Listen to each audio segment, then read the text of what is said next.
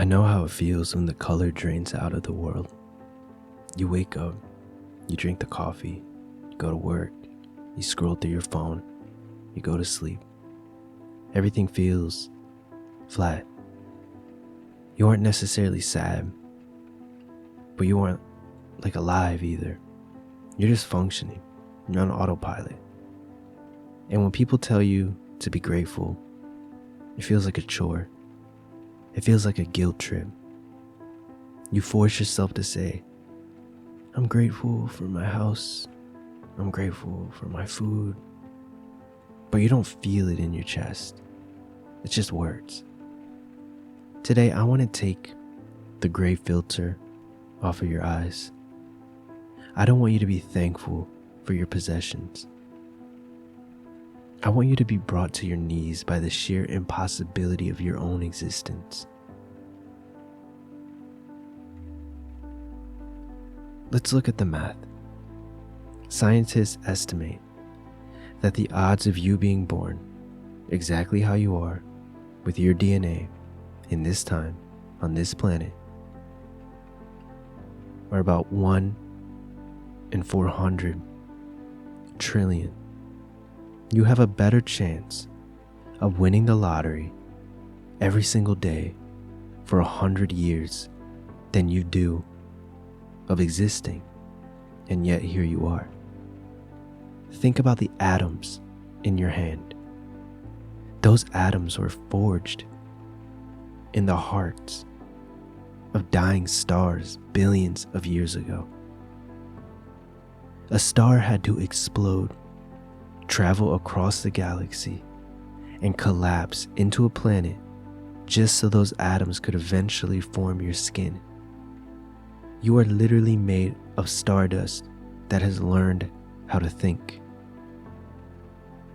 When you really sit with that, how can you be bored? How can a traffic jam matter when you realize that you are the universe experiencing itself? This is the first layer of this radical gratitude. It isn't evaluating if your life is good or bad. It is the shock that you have a life at all. The reason you fell out of love, complete love with life, is because of adaptation. Your brain is designed to filter out things that it sees every day. You don't see the sky anymore. You just see weather. You don't taste the water. You just hydrate. To fall in love again, you have to trick your brain. You have to practice the alien perspective. Imagine for a moment that you are a soul that has never had a body before. You have floated in nothingness for eternity, for eons. And suddenly, you are dropped into this body for 60 seconds. Look at your hands. Move your fingers. Feel the texture of the chair that you're sitting on. Take a deep breath. Feel the cold air hit your nostrils and turn into warm air in your lungs. Listen to the silence of the room. Look at the way that the light hits the floor. If this was your first and only minute on earth, you wouldn't be worrying about your bills. You would be weeping at the beauty of a shadow. You would be obsessed with the taste of an orange. Life becomes dull only when we think we are entitled to it. But when you realize that every breath is a gift that you didn't earn, the dullness vanishes and the magic returns. And now we have to go deeper. We have to find gratitude for the parts of life that you think that you hate. The heartbreak, the anxiety, the confusion. Because a rock doesn't feel heartbreak. A dead person doesn't feel anxiety. To feel pain is a privilege. It means that your nervous system is online. It means that you are in the game.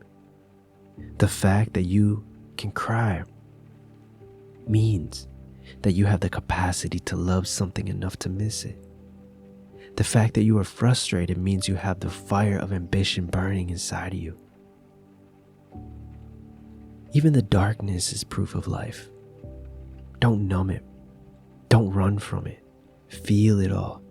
Say to the universe, thank you for the capacity to feel this deeply.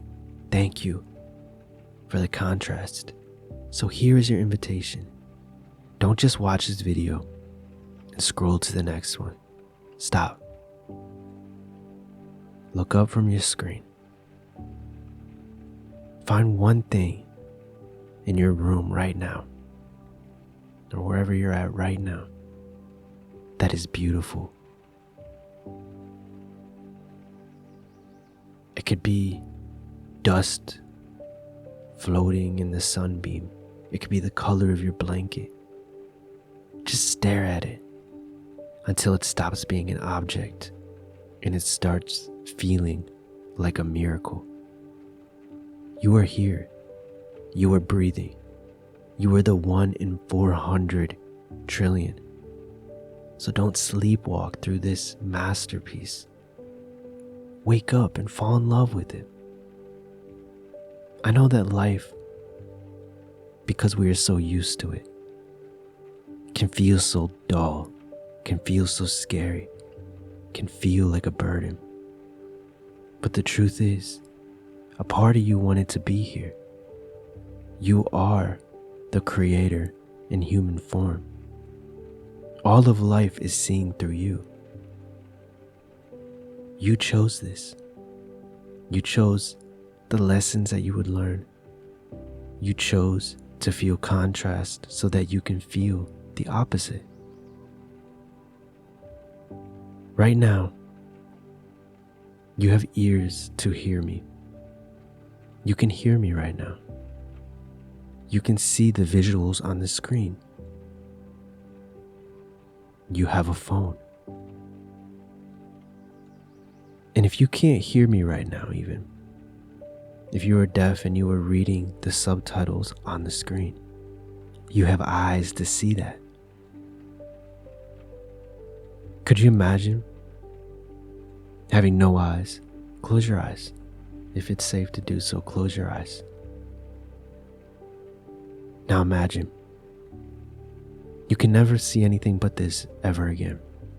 You can never see anything ever again, just this blackness. You can open them because that would suck. That would completely suck. But that's not what's happening. So maybe you don't have your $100 million yet. Maybe you don't have your mansion yet. Maybe you don't have your crush yet, or the health that you want yet. But you're on the way. You sure as hell are on the way. Find joy in that. Find peace in that. Find the fun in that. And watch how life starts to get out of your way. When you start to see it with love and excitement instead of fear and tightness. Watch how things start to change for you. Even when you feel a negative emotion, get excited. Say, wow, I didn't know that was there like that. I must have really triggered it. But I'm going to work on that. I'm going to work on reacting different to that. I'm going to dive into that emotion. I'm going to explore it. I'm going to see why it's there. What triggered that? How did it trigger? When did I first experience it? Because I know that once I remove that, I know that I'll never experience it again. And I can move on. So, anyways, my friend, that's pretty much it. Like the video if you'd be so kind.